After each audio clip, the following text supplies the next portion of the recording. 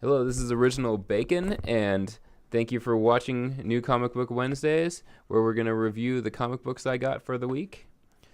First off, we've got the new big thing right now is Axis. We've got the Avengers and the X-Men teaming up to battle Red Skull and merged with Professor Xavier to form Onslaught, Pure Hatred.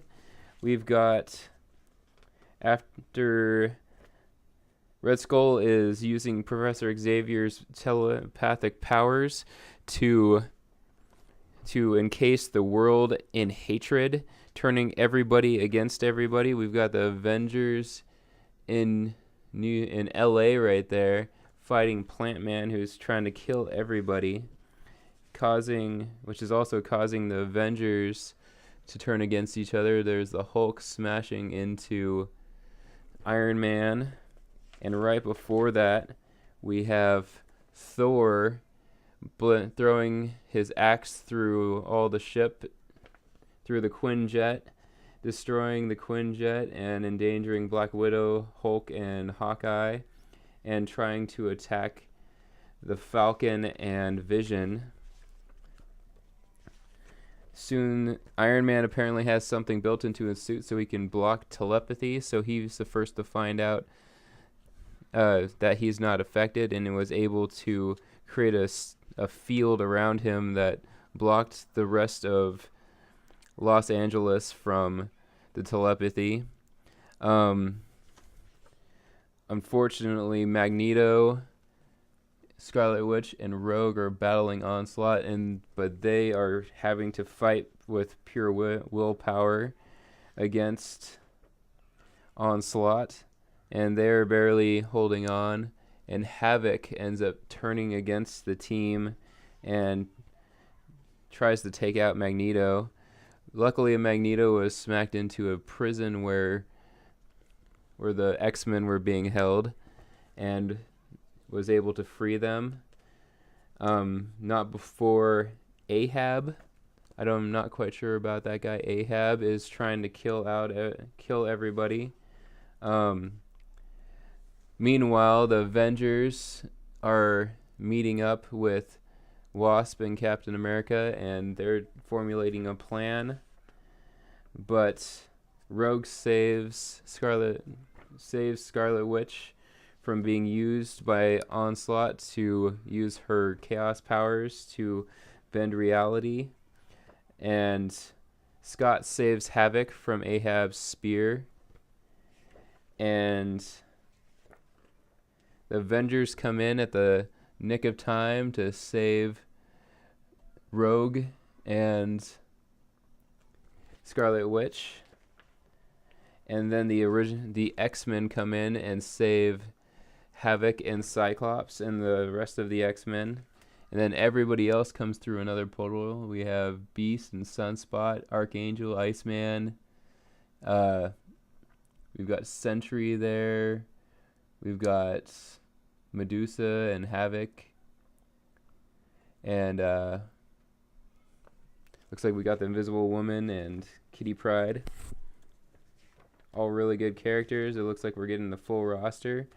And everything is looking up, but then Onslaught has 2 adamantium built Sentinels, so we don't know what's going to happen from that, but we do know that I think Wolverine's dead. They haven't printed the last issue where Wolverine dies yet, but I don't see Wolverine in here, and so I'm going to presume he's dead, so I don't know what they're going to do against the adamantium Sentinels. We have Amazing Spider-Man teamed up with Miss Marvel. In this, we have Miss Marvel. There is a Kree warrior that is portraying Miss Marvel, and she's creating havoc, but Miss Marvel stops her with her stretching powers, and apparently they're trying to kidnap an egg of a person turning into an Inhuman to figure out how they can restart their superpower DNA. I guess the Kree aren't creating any more superhumans. Spider-Man comes in to team up with Miss Marvel to help her stop the evil Miss Marvel. And we find out the Kree have created a super mutation through the Inhuman experimentation. And continuing on, this was a split up issue, so we have an issue of Spider-Verse. We have the British British Spider-Man. Part of the Captain Britain Spider-Man is looking into the other universes because he senses something is wrong, and the Spider-Verse killers are killing the Spider-Man and His Amazing Friends universe. We can see all the Spider-Man and His Amazing Friends are dead. There's a cat Spider-Man that's being killed by another group of hunters. And there's another universe with animalistic Spider-Man, and they're all being killed. And this really torments the Captain Britain Spider-Man. You can see right there's a bunch of Captain Britons, and he goes to his superiors to try and correct this, and they send him to go rescue the other Spider-Men. So we'll see what happens next there. We have Rocket Raccoon, drawn by Scotty Young, one of my favorite artists. Apparently there is another raccoon that's just like Rocket, so now he knows that he's not alone in the universe. Or is he? We find out that the other raccoon is just a bunny in a costume, and that he's been doing this whole thing because Rocket had messed with a target that the bunny was after, and now he wants to ruin Rocket Raccoon's life. But then the princesses show up that want to kill Rocket also, and so it's a mad free-for-all to kill Rocket.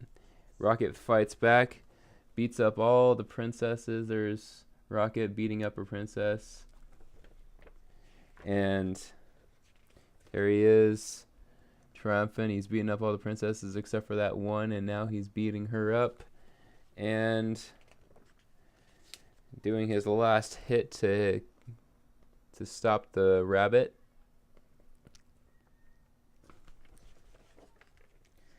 And then success. The Guardians come and help him out, but now Rocket knows that he's alone in the world. Or is he? And next we have the Ultimates, where they are trying to stop a superhuman hating vigilante who's killing off a bunch of superheroes. They had imprisoned him and captured him in the last issue, but then a bunch of his racist and mutinous friends decide to break him out, but I guess they are not his friends, and he ends up killing all of them along with a bunch of mutants. And in the aftermath,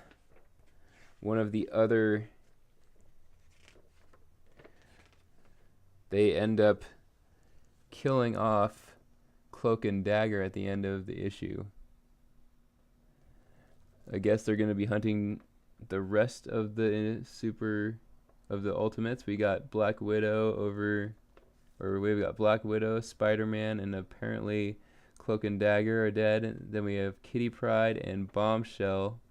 We'll see what's going to happen next. I really liked Cloak and Dagger. Artwork's really amazing. I really hope that they survive this, but the Ultimate series is not afraid of killing off main characters, but I thought they were very likable, so I hope that they didn't kill them off for good. Next we have Injustice. Apparently, last week I covered the annual for season 2 of Injustice, and they've already come out with the first issue of season 3. In the fallout of Superman killing all the Green Lanterns and a bunch of the Fear Lanterns and the Guardians and Mogo, Green Lantern bodies are falling down like asteroids into the cities, destroying everything. And apparently John Constantine's ex-wife and her daughter, or his daughter. His daughter was the only one who survived out of the family, and so now he knows that they need to use magic against Superman, although they should have been using that from the very beginning, since Superman's main weakness is magic, and there's so many magic characters. So he goes to Zatanna right there to takes his daughter there to protect her, and he knows that he needs to get some help, so he gets some help from this guy, this ape detective. And he goes to talk to the devil to find out what's happening. Even the devil doesn't know. He knows, but he does know that Raven, his daughter, is being held captive, and he wants to know who is holding her captive so he can kill the mortal. And now we have Hal Jordan, Superman, and Sinestro, all Yellow Lanterns, all super evil. And Superman knows that much of his allies are now captured, and he knows that magic is the cause. John Constantine has found Batman, and now he is driving to some destination with the ape in the back, and him and his driver, Chaz, are all laughing about it because they got an ape as a detective and a detective dressed up like a bat in the back of their taxi.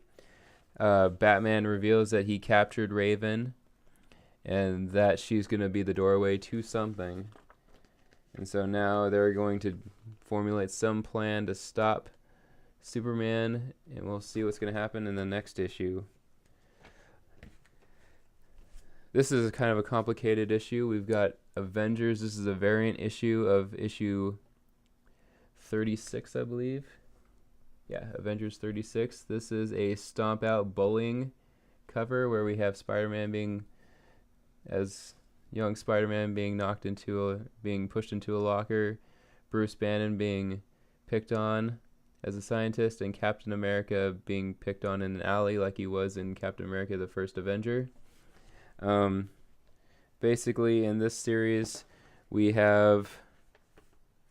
this issue, we have a lot of the Avengers being called back, and they're being called to go to another alternate Earth to stop the motion. Apparently, they've figured out that one of the universes is pushing the other universes together.